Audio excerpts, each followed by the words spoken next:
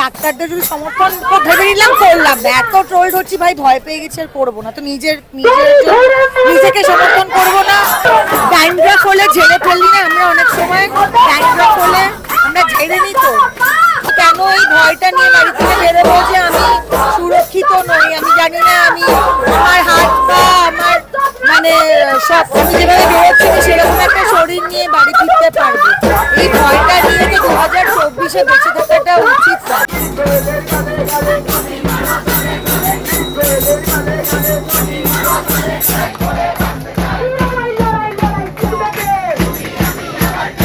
যদি প্রশাসন বা শাসক আমাদের ভিডিও করতে চাইছেন না, মানে ভিডিও করতে দিতে চাইছেন না, লাইভ স্ট্রিমিং করতে দিতে চাইছেন না, বা দ্বিপাক্ষিক ভিডিও করতে দিতে চাইছেন না, তাদের জায়গা থেকে কোথাও একটা খুঁত রয়েছে।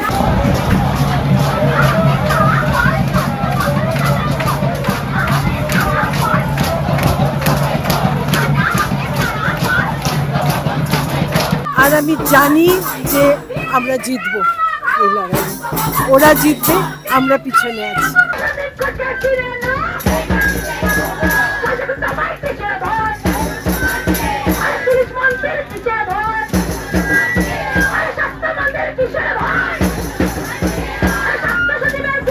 মানে দুর্গাপুজোতেও লোকে একটু আলাদা আলাদা করে নিজের মতন করে হয়তো করে রোল খাচ্ছে, কেউ ওখানে, কিন্তু এখানে সবাই একটা বিষয় নিয়েই যেভাবে লড়ছে। কলকাতা দেখিয়ে দিল যে কলকাতা কি পারে, সেই জায়গা থেকে উৎসব চলছে।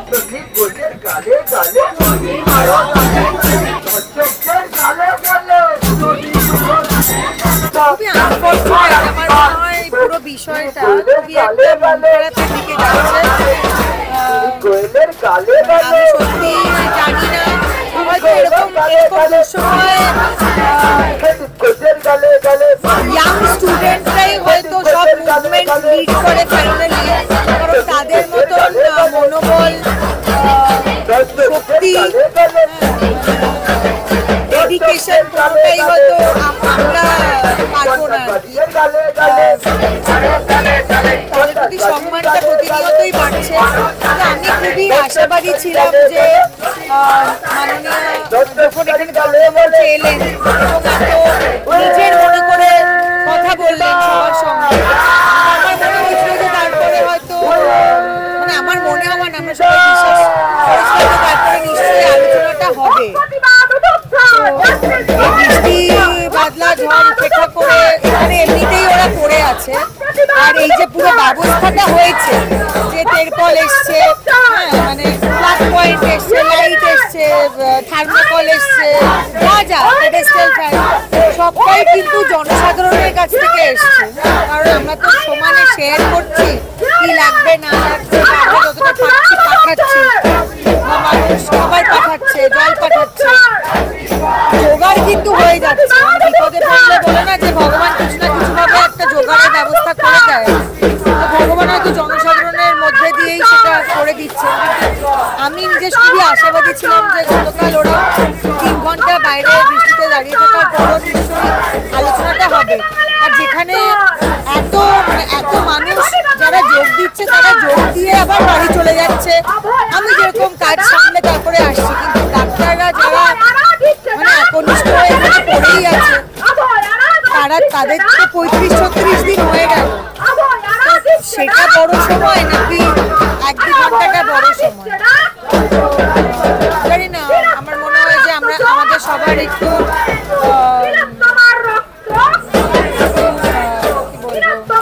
টাইম হওয়ার সময় আর কি, যে একটু সহযোগিতা করবো, সহমর্মিতা দেখাবো। মানে আমার এদের এসে দেখলে যে রোজ আমার খুবই কষ্ট হচ্ছে। এটুকুনি বলার যে আশা করবো মঙ্গলবার দিন সুপ্রিম কোর্টের মানে একটা শুনানির ডেট আছে, কি হয় দেখা যাক। ছোট করে ছোট জিত আসছে, যে কালকে এত হতাশ ছিল পুরো বিষয়টাই, আমরা সবাই এত হতাশ হয়েছিলাম, তো পুরো হতাশার বিষয়টা ছিল যে দেখা হলো না, এত কাণ্ড করেও, তারপরেও রেপ আর মার্ডারের জন্য প্রিন্সিপাল যে গ্রেপ্তার হয়েছে, দুর্নীতির জন্য তো হয়েছিল, সেটা একটা ছোট উইন আমি বলবো।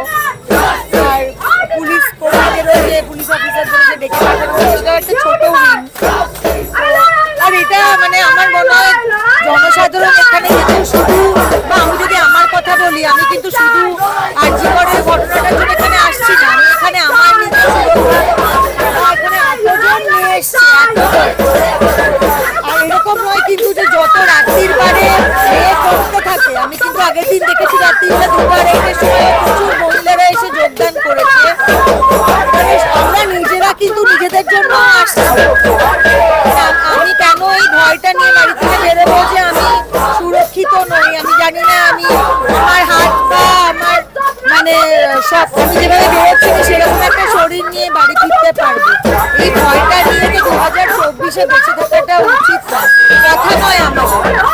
এটা মানুষের এখানে নিজেদের জন্যও আসছে, আর পুরুষ মানুষ যারা আসছে তারা তাদের সন্তান, তাদের বাড়ির লোক, তাদের জন্য আসছে। তো এটা আমাদের প্রত্যেকের একটা নিজস্ব লড়াইও বটে। ডাক্তারদের লড়াইয়ে নিশ্চয়ই আমরা সামিল হচ্ছি, কিন্তু এটা আমাদেরও লড়াই। ড্যান্ড্রাফ হলে ঝেড়ে ফেললি না, আমরা অনেক সময় ড্যান্ড্রাফ হলে আমরা ঝেড়ে নিই। তো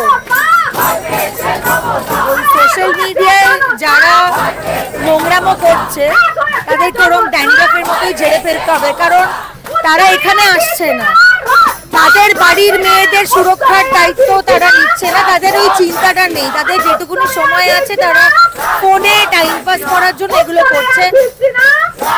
আমাদের অ্যাফেক্টেড হওয়ার কথা নয়, হ্যাঁ মানে কিঞ্চিত হয়তো 5-10 মিনিটের জন্য খারাপ লেগেছিল, বা আমার ছবি নিয়ে আমি বলছি যে আমি কথা করেছি বলে আমার যেটুকু বলার বলে দিয়েছি, আমি এটাও বলেছি যে আমি এটা নিয়ে আর কথা বলবো না। তো আই রিয়েলি ডোন্ট কেয়ার। তাহলে আমাকে মানে নয় ভয় পেয়ে বাড়িতে বসে থাকতে হবে, আর নয়তো স্ট্যান্স পাল্টে ফেলতে হবে। হ্যাঁ মানে কালকে থেকে বলতে হবে যে আমি আর এদেরকে সমর্থন করছি না। যদি নাও করি আমি নিজে কিন্তু সমর্থন করব, আমার কি সুরক্ষার দরকার নেই, আমার বাড়ির মেয়েদের সুরক্ষার দরকার নেই। আমি নয় গাড়ি করে কাজে যাই, আমার বোন তো বাসে করে অফিস যায়, তো আমার বোনের সুরক্ষার কথা আমি ভাববো না? ডাক্তারদের যদি সমর্থন ভেবে নিলাম করলাম না, এত ট্রোল হচ্ছি ভাই ভয় পেয়ে গেছি আর করবো না। তো নিজেকে সমর্থন করবো না, নিজের সুরক্ষা নিজের বাড়ির লোকের সুরক্ষাটা তো চাইবো। আর টেক্কা সিনেমাটা আমার জীবনের প্রথম সিনেমা নয়, আর আমার জীবনের শেষ সিনেমাও নয়। বেরোচ্ছে বলবো ভাই দেখবেন না, মানে ইচ্ছে হলে দেখবেন না দেখবেন না, এটা বারবার বলছি, আমি জানাবো না, আমার তো দায়বদ্ধতা আছে জানাচ্ছি। তো মানুষ যদি বলে যে না আমি দেখলাম, ঠিক আছে পরেরটা দেখলাম, আমি আশা করি যে আমার বাকি ক্যারিয়ারটা বা বাকি জীবন জুড়ে এই মানে এই বিচার না পেয়ে আমরা থাকবো। এটা তো হতে পারে না যে আমার বাকি ক্যারিয়ারটা আমরা বিচার পেলাম না, মানে আমার যখন 70 বছর বয়স তখন আমি এখানে বিচার চাই করছি, তো হবে না। যার যেরকম ভাবে ইচ্ছে সেরকম ভাবে ফিরবে, আলাদা করে কি বলবো?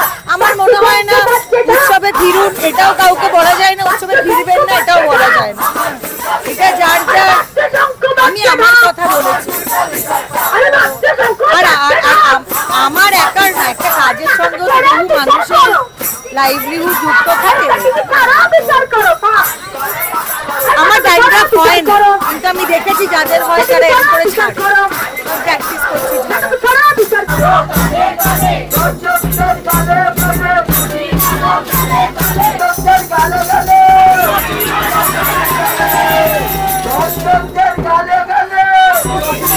আমার মনে হয় এই ছেলে মেয়েরা একটা ইতিহাস তৈরি করলো আমাদের সবাইকে নিয়ে।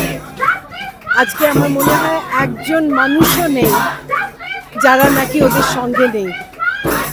কেউ হয়তো বেরোতে পারছে, কেউ পারছে না, কিন্তু একজন মানুষকে আমি দেখিনি বা আমি চিনি না যারা মনে প্রাণে ওদের সঙ্গেই লড়াইয়ে নেই। আমরা সবাই আছি, আর আমি জানি যে আমরা জিতবো এই লড়াই। ওরা জিতবে, আমরা পিছনে আছি।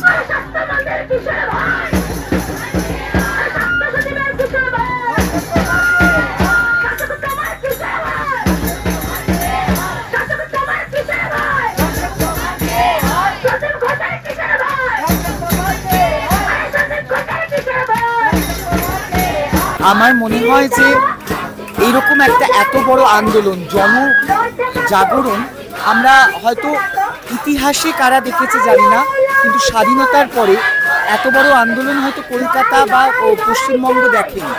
কিন্তু এই যে এই চাপটা যে সৃষ্টি করা হয়েছে, শুধুমাত্র ডাক্তারদের চাপ নয়, ডাক্তারদের সাথে সাথে এই জনসাধারণ যে আমরা যে এগিয়ে এসেছি, আমরা যে পিছিয়ে এসেছি, এই চাপটার জন্যেই হয়তো